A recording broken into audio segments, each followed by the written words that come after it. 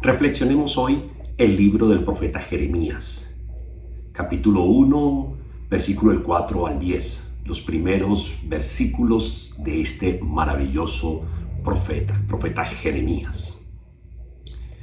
Hay un lamento en Jeremías, hay miedo, hay inseguridad, se está oponiendo al llamado que Dios le hace.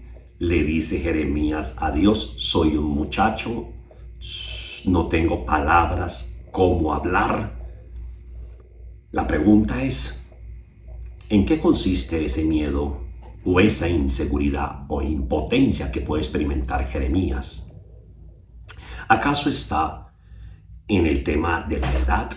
¿Se siente inexperto? ¿Se siente incapaz? ¿A qué le teme realmente Jeremías? Yo creo que para ello tendríamos que mirar el entorno en el que se desenvuelve el profeta Jeremías.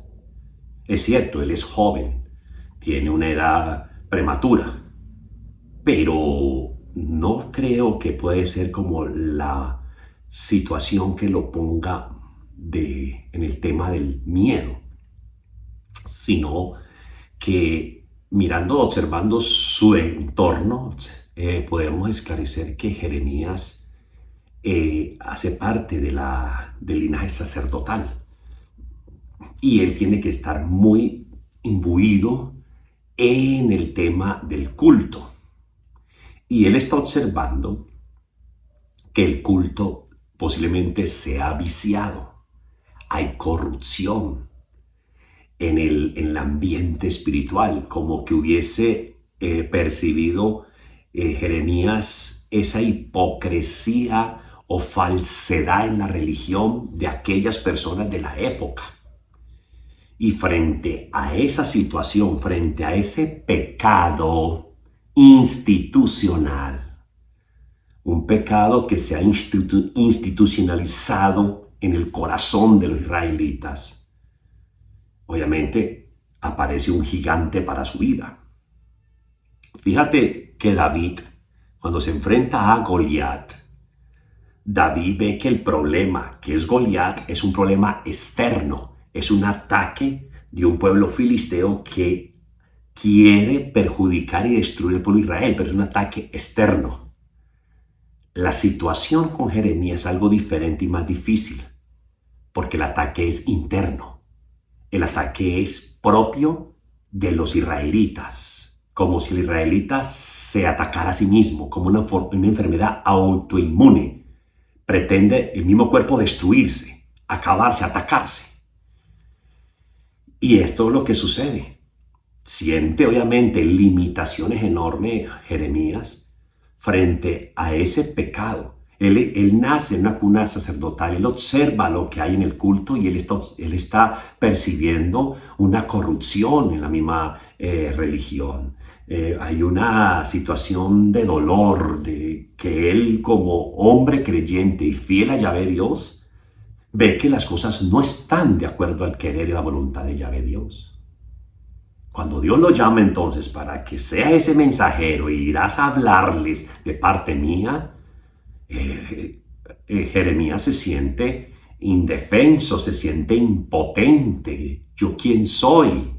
Soy un muchacho, yo no sé qué voy a hablar. Claro, porque está enfrentándose a un pecado institucional, a un pecado interno, a un desafío que obviamente siempre está por encima de sus fuerzas. Pero déjame decirte algo. Así como David, Jeremías y tantos más hombres y mujeres de Dios se enfrentaron a desafíos por encima de sus fuerzas, de todos esos Dios los libró. ¿Por qué? Porque ellos aprendieron a entender que no es las fuerzas humanas con las que se vence, sino con la fuerza de Dios. Y Jeremías termina aceptando y dando su asentimiento a este llamado de Yahvé Dios, es porque él confía en las herramientas y en los dones y la gracia que Dios va a dar. Dios te capacita y Dios te coloca a enfrentarte a desafíos que por tus propios medios será imposible superarlos. ¿Por qué? Porque esto no es una lucha contra seres de carne y hueso, es una lucha contra fuerzas espirituales malignas que nos superan en cierto modo. Pero es lo hermoso de este camino en la vida, camino en Dios, que no es con nuestras fuerzas, sino con las fuerzas del Señor. David venció a Goliat porque confió en las fuerzas de Dios, no en su propia fuerza. Goliat perdió porque creyó en que él, con su espada, su lanza, su gran armadura y su gran tamaño, iba a vencer a todos. Iba a vencer a David. Por eso perdió Goliat. Jeremías, frente a toda esa situación tan difícil, él puede vencer. ¿Por qué? Porque efectivamente entiende que las cosas pueden mejorar. Puede haber una salida. A veces nos sentimos muy derrotados y dejamos las cosas a medio camino. Porque llegamos a un punto de decir, ya esto no hay forma de cambiarlo. Ya no hay opción de que se mejoren las cosas. Ya esta situación con el hermano o la hermana no tiene remedio. Ya este problema se salió de las manos. Entonces, renunciamos, abandonamos nuestra batalla, dejamos de orar, dejamos de interesarnos, abandonamos la misión y nos entregamos al pecado, a la corrupción, a lo que pasa.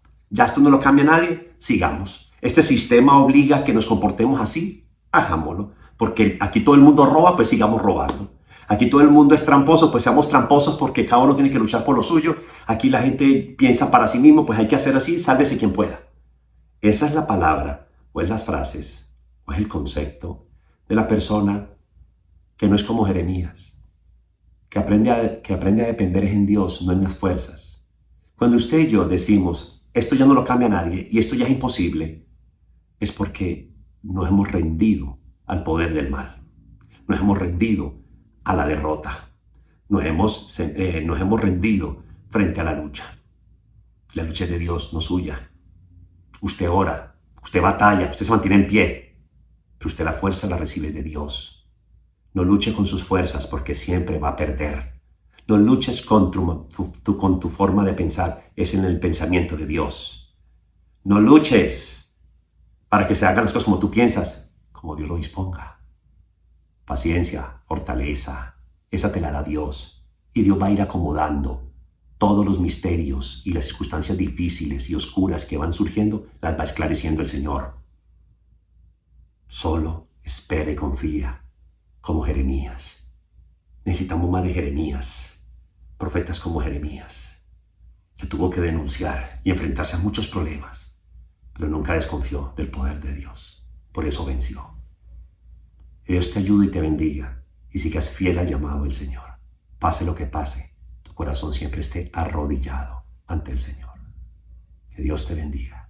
En nombre del Padre, del Hijo y del Espíritu Santo. Amén. Feliz día.